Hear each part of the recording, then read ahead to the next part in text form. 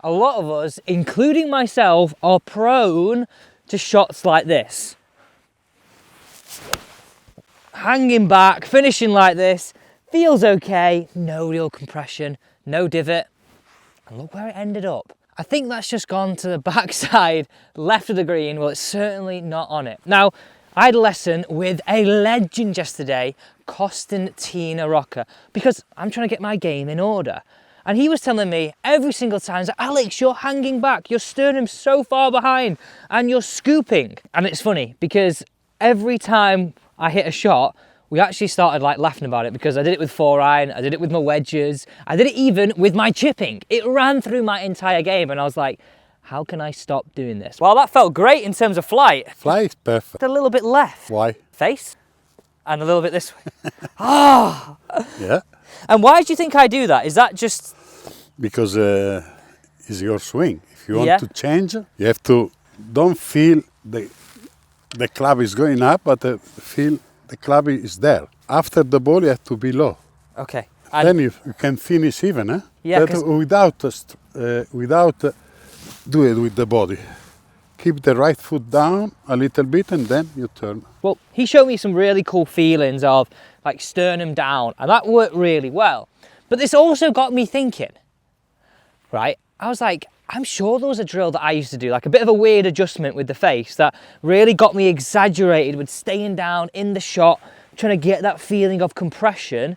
And I've just actually hit a few on the range to warm up before coming out, and I was like, I've got to show you.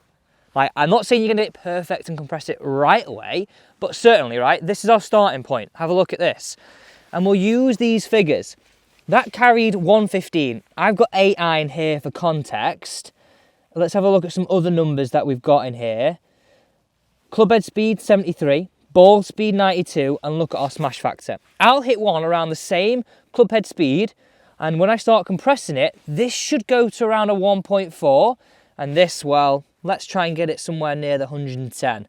That would be some good markers. And what I'm trying to show you is, same swing speed, moving a little bit more efficiently, with this bit of an adjustment, you're gonna start striking it, you're gonna start compressing it, and when you compress it, you then end up having a shorter iron into a hole than where before you'd have, let's say for example, for me to get the green here, I would need 7-iron right now. But if I can hit 8-iron the same distance with a smoother swing, then that's far easier to manage, especially when you start going to longer clubs. Right, so the starting point with this, let me talk you through it, and this is literally the 3 balls that I hit at the range. Again, I don't want you to underestimate this. If you can just get like 0.5%, 1% better, that is all you need to start hitting some juicy, crunchy iron shots. Right, have a look at this. This is our starting point. We'll use this as a bit of a marker. Let's say that's square because our leading edge and the alignment stick create a 90-degree angle. You're gonna close it just that much. That's the first point, right? And then going to put my hands on the golf club, right? Put my hands on the golf club. Now, this is a bit of a weird adjustment, but the point of it is it exaggerates your bad faults. So I'm going to address the golf ball now. I'm going to keep my feet, my knees, my hips and my shoulders parallel to my ball to target line. So as if I'm trying to hit it straight at that flag. Now, if I hang back with already a closed club face and flip it, this golf ball is going to go so far left, I'm going to have to shout 4, right? This is a range drill, right? But my point being is, it's going to exaggerate your bad points. So now, again, this is why I'm a lesson with Costantino Rocca. I was like, this just makes so much sense. Now you're going to have to feel like your sternum's a little bit more down, pointing ahead of the golf ball at impact, not up.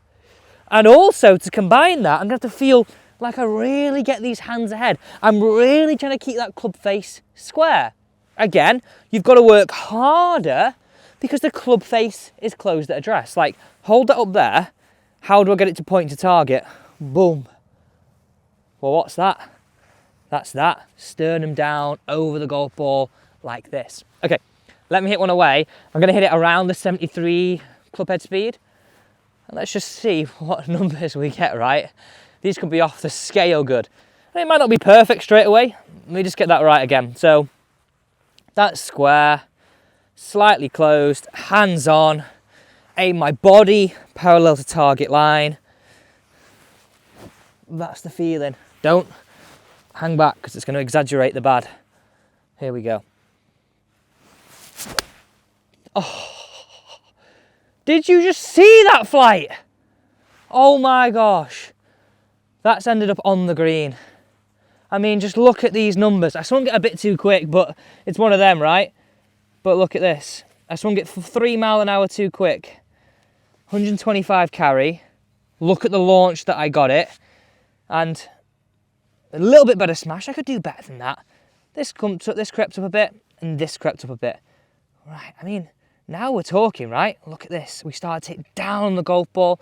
Before, I wasn't hitting down anywhere near enough. This would have been around 0, which is why I was getting it a little bit thin and scoopy and just, well, no divot. So that's the first shot. Like I said to you, that's not perfect. It's a bit quick from what I was trying to test. Not as good ball speed as I was hoping for. Well, that's the first shot. Look at that divot. Before, I didn't even get one. Now, I've got some compression, which is exactly what I'm trying to get. And actually, to be fair, that is on the green. And I really felt like I was there. I was there, really exaggerating it. Okay, so that's the first shot you hit. Next one, let me clean that face. Wow, a little bit dirty. You now don't go as close, so let's show you this. That's where I was the first shot. I had to really exaggerate it. Now I'm gonna go halfway between where I started and where square is. So look at that again. That's where square is. That was the first shot. That's now the second shot. Just a little bit less closed. Hands on and do the same thing. Do the same thing. You've got to work hard. Sternum down, not hanging back, because you'll know about it. It'll exaggerate your fault and it'll go way left with that flippy release. That's why I love it. Straight away, I'm getting some feedback on ball flight, because not all of us have got a launch monitor. I'm getting feedback on ball flight. So if it's high and to the left, you've not done it right. The first one was a pretty good example. Here we go. Here's my second attempt. So slow it down a little bit. Just give yourself a bit of a chance to get it right, Alex. Aim in parallel. That's the feeling. Oh, look at that flight again. Get a piece of the green. We're dancing. That's 2 for 2. Look at the divot again. I've started now to get force into the back of that ball and create a divot. And guess what? On your final shot, which is the one we're going to hit right now, you take the same feelings. You now just start with a square club face. Simple as that. I will clean this club face before I hit it. I really will. So it's about a progression. One that started like this and I had to learn to move like this. A little bit less, still make the same move. Now start square, make the same move. It just really makes so much sense because I can stand here, hit shot after shot, and there's some value to it. And to be fair, that's what Costantino Rocca said. Always look at what the ball's doing. Well, if the ball tells you the story, and he was like, Alex, you hung back on that. And I could tell because I was like a bit painful in here and it was very passive and not good. So, come on, Alex, let's really show you. Because this is what I'm going to need when I'm playing my tournaments. I'm going to need to be able to hit some good shots under pressure. And I think that's a great way to look at this. If you can learn to control this better, make a divot, make better compression on tournament pressure, whether it's just our local club comp or open qualifying, you're going to be more confident you're going to pull it off. I'm going to try and swing this around that 73 mile an hour mark, which might be tough. When you get swinging it better, your speed just creeps up. Oh, look at that launch. Notice how much lower, how little curve, and the main thing, whew, that's going to be so close to that flag. You're going to start dancing it around the flag. That was just an effortless swing. Let's have a look at these numbers. Look, this is my point, right? Look at my smash factor. It's gone up to not quite the 1.4, but now 1.31, 79, good ball speed, good launch. And here you go, carry around on 36. And you know what, I got so much more in the locker with speed. But the main point about this is, look at the compression that I got, look at the divots you're going to start making.